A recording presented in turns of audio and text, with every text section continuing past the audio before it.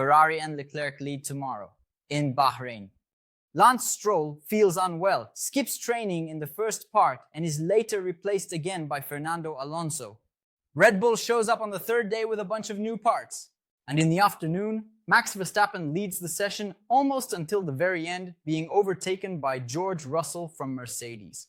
Gabriel Bortoleto has problems in the morning, breaking a piece of the floor on a curb.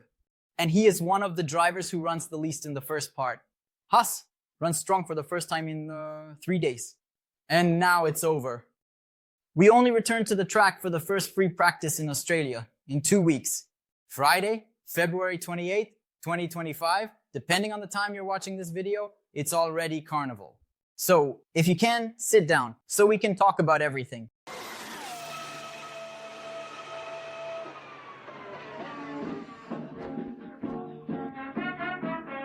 Send water to grandma after Thursday, led by a, let's admit, surprising Williams with Carlos Sainz. Many people went to bed scratching their heads. But looking at the data, it's already possible to understand a certain order, a certain hierarchy. And I already warn you, Sunday there will be an extra episode here on the channel talking about all this after distilling the information and the data team by team. Leclerc led the hot morning there in Bahrain for the first time without the threat of rain, I know. If you're just parachuting in here now, you might ask me, but you're talking about rain, Bahrain, desert?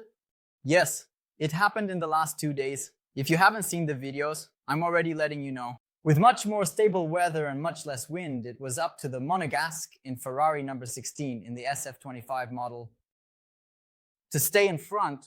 18 drivers took to the track in total, like yesterday, since Liam Lawson spent the whole day before with Red Bull and Carlos Sainz with Williams. And then they gave their places to their teammates. Verstappen in car number 1, Alonso in the Williams. Lance Stroll was supposed to drive tomorrow in the Aston Martin. He didn't have a good night. He felt unwell, so Alonso swapped with him. Stroll then came for the second part and did 34 laps? 34 laps. And he asked for the Bune and informed, tell Alonso to do the rest because he was feeling unwell again. It's not the ideal situation to happen, neither at the start of the day nor in the middle of the session, because the car was certainly prepared for Stroll and had to be quickly converted for Alonso. And you always lose about half an hour. An hour because several adjustments are personal to the driver, like the pedals, seat position, etc. Besides, you have to switch the settings. Not everything was ready for one to do and so on. With about an hour and a half into the session, a part of the engine cover flew off that section over the Haas engine, exposing the innards of its Ferrari engine. Oliver Berman, who was in command, slowly brought the car to the pit lane. Haas reported that it was just a scare, nothing serious, replaced the cover, and they continued. Shortly after, another interruption occurred because the glass from the position where the race direction is during the start, that little cabin that overlooks the grid and presses the buttons, shattered and fell, pieces, shards, onto the asphalt. So they had to interrupt the session. But if you think that was the only bizarre incident, hold on, because when I talk about the second session, you'll see an even worse one. When the checkered flag was lowered after 4 hours of open track, Leclerc was first with 1:38.111 in much hotter conditions with much slower times than the day before. Remember that yesterday, Hamilton's and Sainz's times were in the low 29s during the session. Behind Leclerc, Aston with Mercedes and Ferrari are indeed very close. In the end, when I talk about the estimated order, you'll understand. Followed by Norris, a 10th behind the two, and Max Verstappen. Jack Doohan was 5th. Alonso with Williams was 6th. Isaac Hadjar with Racing Bull, he was 7th. Then Fernando Alonso in place of Stroll, Gabriel Bortoleto, 9th in the Sauber, and Oliver Berman with his patched up engine top. Bortoleto was the one who drove the least in this October morning session, 35 laps due to this problem. He hit a curb very hard, broke a piece of the floor, lost a lot of time, then repairing it, and didn't drive much. Total laps completed: 66 for Leclerc, 61 for Aston, 57 for Norris, 47 for Verstappen, who took a bit longer to get out as well. With Red Bull working a lot on his car, It seems they even changed the floor. Then 61 for Duhan, 58 for Alex Alonso, and 73 for Isaac Hajar. These Racing Bull drivers are working like crazy. Then 49 for Alonso, 35 for Bortoleto, and 59 for Berman. Before we move on to the second part, I'll leave a poll here, and you can respond with an emoji. Are you watching this video from home? Put a house emoji. From the airport, because you're already traveling for carnival. Put a little airplane emoji. From the road or by bus, because you're traveling by land to visit someone or to party. Put a corresponding emoji here. Or if you're already at the street party, put streamers, confetti, or a little drink cup. Let's understand today in a democratic and interactive way where our audience is on a Carnival Friday. The second part then had the much anticipated performance runs, meaning it's time to remove the fuel, pick up the pace, put on softer tires, and chase speed. Taking advantage of this, let's explain how this works. Normally, 3 days are conducted as follows. On the first day, they test the correlation, that bunch of grids on the car. The aero rakes are made to create a diagram of the car's aerodynamic pressure and understand if what they are reading is accurate. On the track, it matches what they had been simulating at the factory, in CFD and in the wind tunnel. Correlation, therefore, to see if one reading matches the other, and if the car in practice aligns with what they expected in theory. But does that mean they don't put aero rakes on the other days? No, that's not what I said. Especially because if on the second and third day you bring new parts, you will put them on to redo the readings and understand if that part has readings that correspond with what you were seeing at the factory. But in general, the first day is for that correlation. On the second day, already with some understanding of the car, they move on to degradation tests. They put the car on the track, perform race simulations with a full tank, and start mapping out the wear profiles. Each tire with each fuel load. McLaren, Ferrari, and Mercedes managed to do this successfully yesterday. Red Bull did not because Lawson had that water pressure issue, remember? And that's where we start to understand that McLaren seems to be a step ahead of the others, but I'll talk about that at the end. On this second day then, after creating these profiles and race simulations, they have enough information to work on setups. In the first half of the last day, known as today, we mapped out that this, and this happened because of this, that, and the other. So let's try scenario A, scenario B, scenario C, and keep learning more about the car itself, which is new. Send it to the track, check, and realize that what we thought would happen didn't happen. Something else happened, etc. They outline all the scenarios. Again, it would depend on what the team mapped out, whether to go heavy, go light, etc. And then in the last part, in the last 2 hours, already, when the sun had set and the track had cooled down, corresponding to the scenario of what the Bahrain Grand Prix should be with qualifying and the race happening at night, they then go for the performance runs to simulate qualifying. But this is not so simple because sometimes a team lowers the fuel level but puts on a harder tire. Why? Because if the team knows that there is a 4/10 difference between the medium tire and the hard tire, they empty the tank and send the driver onto the track. And then they subtract those 4/10 and don't reveal the real performance level to the others.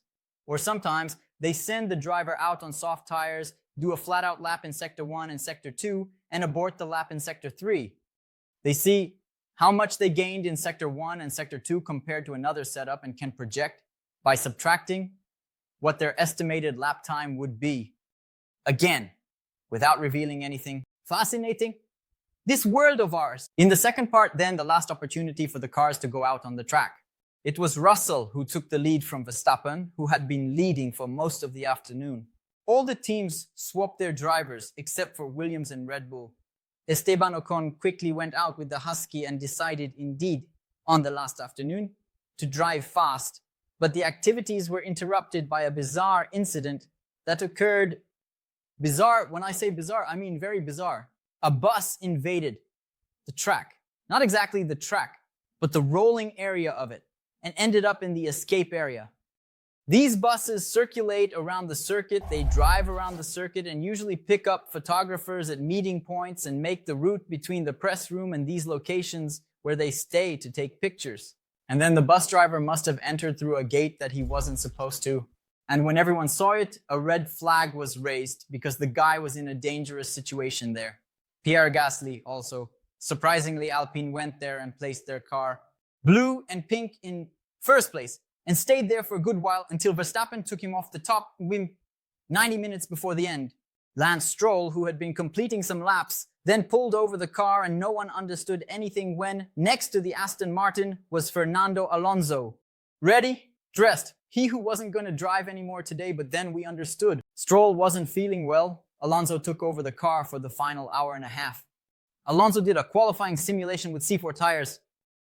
He took Verstappen off the top, who would later reclaim it, once again leaving Williams in front and exciting the old-time fans. Verstappen went there and putting on the C3 did 129.566. Everyone then started doing their fastest laps. Verstappen and Ocon spun, on the contrary, causing yellow flags, a quick thing, there was no problem, none. And then Russell, with Mercedes, went there and set the fastest lap at 129.545 with about 20 minutes to go. And this would then remain as the best time. 0.021 faster than Verstappen and Albon in third. Oscar Piastri was fourth. Pierre Gasly was fifth. Lewis Hamilton was sixth. Yuki Tsunoda was seventh. Ocon, eighth. Today, indeed, Aras decided to run, and this eighth place might mean something with Leclerc ninth, Aston 10th, Lance Norris 11th, Jack Doohan was 12th, Lance Stroll 13th, one of the least active, Nico Hülkenberg 14th, Isaac Hadjar 15th, Fernando Alonso 16th, Gabriel Bortoleto 17th, Oliver Behrman 18th. If you started watching the video, from the middle, there are only 18, yes, only 18, because Lawson didn't run today and Sainz didn't either. In the consolidated, total, final, overall, official. In terms of laps by teams, we have the following order. Mercedes, the one that ran the most. 14. Laps. Closely followed by Haas, 457. Racing Bull was third with 454. These three very close and standing out in front. Then this middle group, more or less the same as yesterday, with Alpine, Williams, Ferrari, and McLaren, with McLaren being from a group down there, ran quite a lot. Today pushed Sauber down with 405 laps for the French team, 395 for Williams, 382 with Ferrari, which ran little with Hamilton today in the second part. I don't know if it was a problem or if Lala or went off to the carnival. 381 was left for McLaren. Sauber was there somewhat alone with 354, and at the tail end, 305 for Aston Martin, 304 for Red Bull. It seems like a small difference, but from Red Bull's 304 to Mercedes 458, you have roughly a 3 Grand Prix distance. Since a Grand Prix, there has 57 laps, rounding up 3 Grand Prix, well, 285 Grand Prix. That's a lot of ground. Conclusions we can draw. Yes, McLaren seems very good and a step ahead of Ferrari and Mercedes. I think Mercedes and Ferrari, these two are very close. Red Bull at this point it's a huge unknown. Aston Martin would theoretically be, due to resources, Alonso, etc., the fifth force, but it could also be the last of the midfield pack. It's hard to know exactly. They ran a bit most days. Today they ran more, but then Stroll stopped in the middle anyway. Hard to read. Williams seems to have made a big leap. From the back of the pack last year, it seems the best of the midfield, but not by much difference ahead of Alpine and Haas. Then I think we have Racing Bull, which might be a bit behind Aston Martin, if Aston Martin is here at the back of the midfield. And the last one, yes, consistently. Running at the back is Sauber. But Haas followed its own program these last 2 days and today decided to run and put a car in 8th. We didn't see Sauber doing that, but we will talk in detail, team by team, in the video coming on Sunday. Then, does it mean they will be running at the back all the time? Does it mean that Bortoleto won't score points this year? Does it also mean that Hülkenberg will be prioritized? No, but it could be. Yes, it's carnival. Sincere lies interest me. On which channel do you find poetry in the middle of the content like this? Speaking of channels, let me reinforce an announcement from yesterday. In 2025, we will have Splash and Go, another channel explaining the joke, another channel for you to follow Formula One. Since many People had been complaining about the commentary even before the most recent incidents. We decided to create our alternative broadcast here, just like Kaze TV started back then, live and without images. So you plug in here, listen to us. With Jefferson Kearney and Yuki Ventura narrating, and any other guest commentator who might join along with me in the commentary, always with the best possible information we can provide, sources, radio, etc. We did it experimentally for the last 6 of last year, and we are secured for 2025. So if you want another channel, watch Formula One with us in the 24 stages this year. It's a date. This week on Tuesday, we made a video here about how to watch Formula One. A basic manual that isn't so basic, explaining things that no one ever stopped to teach us. Did you know that the FIA owns the name Formula One? That if Formula One decides to leave the FIA, it will have to have another name. Grand Prix, World Championship, I don't know. I explained this, explained the rules, regulations, technical, sporting regulations, how each weekend works, how the coverage works, how our work functions, what we can and cannot do. Many people commented, I've been following Formula One for 30 years, but I learned things I didn't know. And that's what drives us. Sunday, there's an extra video. Tuesday, we return to our regular schedule. Wednesday, small, big story already. Starting then our preparation. Support. Warm up for the arrival of this 2025 Formula One season, which promises to be unforgettable. I'm not one to use this kind of adjective, but I really think it will be. All right, so leave a like, it's free, costs nothing, and helps the channel a lot. Do me this favor, do us this favor. Show your excitement with us. Let the algorithm know you like us. And if you haven't answered the poll with an emoji yet, like we did yesterday, let's go. Are you watching from the car? Put a car emoji. Are you watching from the plane, the airport, the bus station, or the bus? Put a little airplane. Put a bus. Are you watching from home? Put a little house or house. Are you watching from the block party? Put that phone away. Just kidding. Put a drink glass so we can know interactively where you are watching us from. If you want to receive notifications for each of our videos the moment I publish them, we have our Telegram and WhatsApp channels notifying you all the time. And also on Instagram, you can join and start receiving an automatic message. To not miss anything, we have our social media, Instagram, Twitter, Thread, and TikTok, where there is content all the time. More than 300 posts per month, every month. All right then, more than ever, as Fausto Silva would say on a Carnival Friday. Thanks. A big hug. If I'm in my right mind, make mistakes in moderation.